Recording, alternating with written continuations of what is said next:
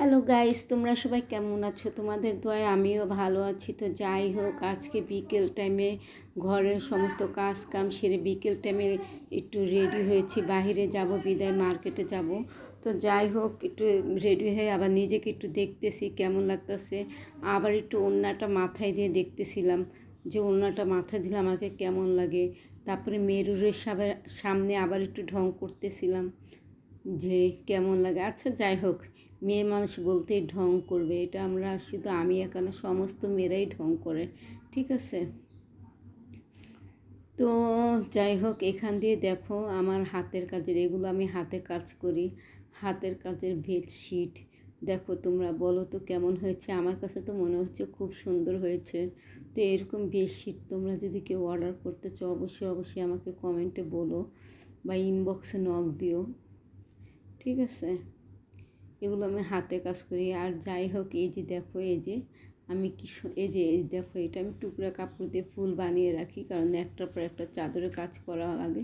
এর জন্য আমি আগে ভাগে কিছু ফুল বানিয়ে রেখে দিই, ঠিক আছে? তো ইচ্ছা মতো আমি ফুল বানিয়ে রেখেছি, চাদর কাজ করবো। আর মেয়ে মানুষ বলতেই কাজ করতে হয়, বসে থাকলে তো হয় না, কিছু না কিছু তো করতে হয়। তো এই যাই হোক, চলো আজকে আমি কি রান্না করলাম তোমাদের সাথে শেয়ার করি।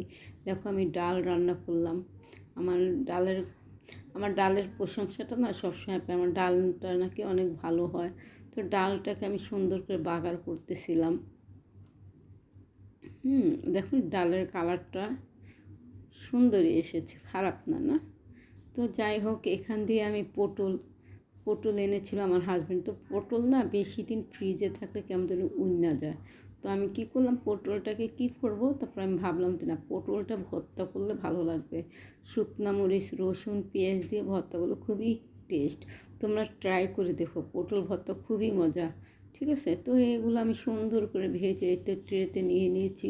দেখো মনে হয় কি কাজগুলো কত সোজা, তাই না? কিন্তু আসলে অনেক টাইম লাগে। তো এখানটা লতি তো আমার খুব ফেভারিট একটা খানা। তো এই লতি বাছতে যে কী কষ্ট, যার কোনো শেষ নেই। তো যাই হোক, লতি দিয়ে আমি চিংড়ি মাছ দিয়ে সুন্দর করে এটাকে চচ্চড়ি করব। তো তোমরা কে কেউ অবশ্যই 90% লতি খেতে খুবই ভালোবাসে, এটা আমি জানি। কারণ আমার কাছে না মাছ মাংসের থেকে এই লতি, চিংড়ি মাছ দিয়ে লতি, তারপরে ভর্তা, ভাজি, এগুলো ভালো লাগে। আমি জানি আমাদের বাঙালিরা এসব খাবারই বেশি পছন্দ করে। তো যাই হোক, আমার লতিটা বলক এসে পড়েছে, আমি একটু লাড়াচাড়া করে দিচ্ছি। মানে যেহেতু ইলেকট্রিক চুলায় রাঁধে, আমাদের বাসায় গ্যাসের লাইন নেই, এর জন্য আর কি তাপ কম ইলেকট্রিক চুলা। তো আমার লতি রান্নাটা হয়ে গেছে। তো দেখো আমার লতির রান্নার কালারটা কত সুন্দর এসেছে, তাই না? তারপরে এখান দিয়ে আমি পটলটা সুন্দর করে ভর্তা করলাম, ঠিক আছে? তো আজকে আমার দুপুরে লাঞ্চেরই জন্য এগুলো তো দেখতে মনে হয় কত সোজা, 2 মিনিটের কাজ, কিন্তু বিশ্বাস করো অনেক সময় লাগে রান্না বান্না। তো দেখো এখানে আমি লতি, ডাল, পটল ভর্তা, তো যাই হোক, তোমাদের সাথে সব কিছু শেয়ার করলাম। তোমরা অবশ্যই অবশ্যই আমার ইউটিউব চ্যানেলটা সাবস্ক্রাইব করে দিবা। আর ভালো থেকো। আল্লাহ হাফেজ।